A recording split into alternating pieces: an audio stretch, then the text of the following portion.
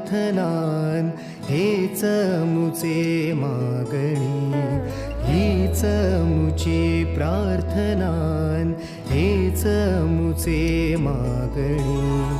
माणसाने माणसाशी माणसासम वागणे,